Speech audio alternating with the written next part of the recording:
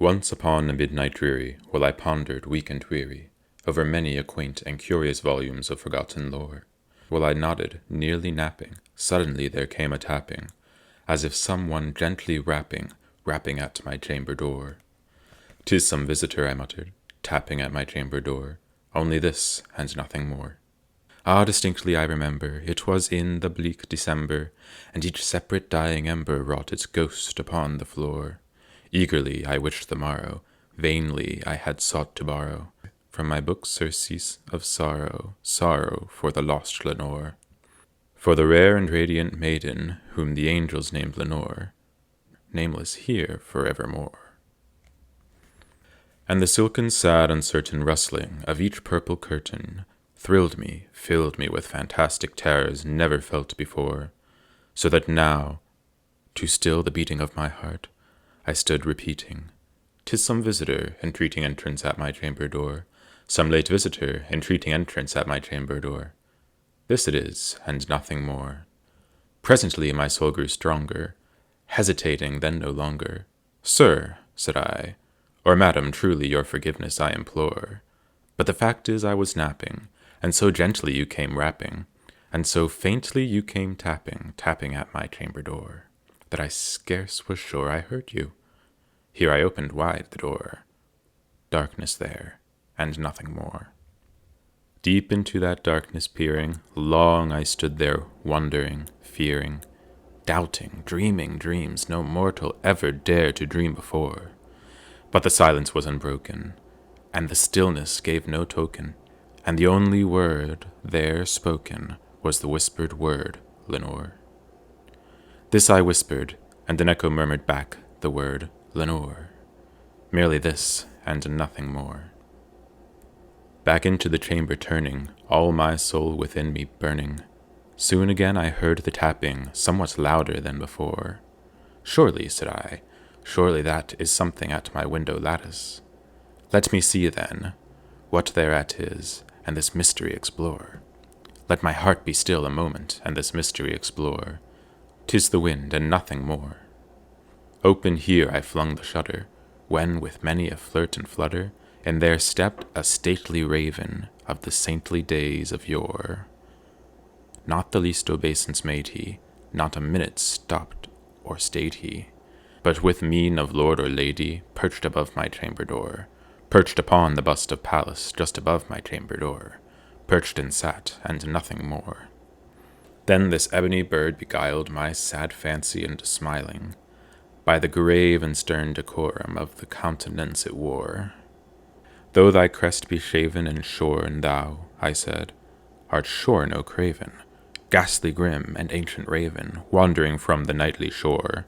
Tell me what thy lordly name is on the night's Plutonian shore." Quoth the raven, "Nevermore." Much I marveled this ungainly fowl to hear discourse so plainly, thought its answer little meaning, little relevancy bore. For we cannot help agreeing that no living human being ever yet was blessed with seeing birds above his chamber door, bird or beast upon the sculptured bust above his chamber door, with such name as Nevermore. But the raven, sitting lonely on that placid bust, spoke only that one word, as if his soul in that one word he did outpour. Nothing farther then he uttered, not a feather then he fluttered, till I scarcely more than muttered, "Only friends have flown before. On the morrow he will leave me, as my hopes have flown before me." Then the bird said, "Nevermore." Startled at the stillness broken by reply so aptly spoken, "Doubtless," said I, "what it utters is its only stock and store, caught from some unhappy master whom unmerciful disaster followed fast and followed faster, till his song one burden bore, till the dirges of his hope that melancholy burden bore, of never, nevermore." But the raven still beguiling all my fancy into smiling, straight I wheeled a cushioned seat in front of bird and bust and door.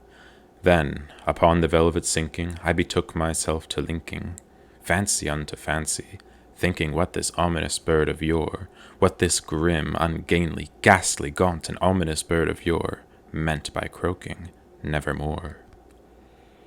This I sat, engaged in guessing, but no syllable expressing to the fowl whose fiery eyes now burning into my bosom's core. This and more I sat divining, with my head at ease reclining, on the cushion's velvet lining that the lamplight gloated o'er, but whose velvet violet lining, with the lamplight gloating o'er, she shall press, nevermore. Then methought the air grew denser, perfumed from an unseen censer, swung by seraphim whose footfalls tinkled on the tufted floor. Wretched, I cried, thy God hath lent thee, by these angels he hath sent thee, respite and nepenthe from thy memories of Lenore. Quaff, oh quaff this kind nepenthe, and forget this lost Lenore. Quoth the raven, nevermore.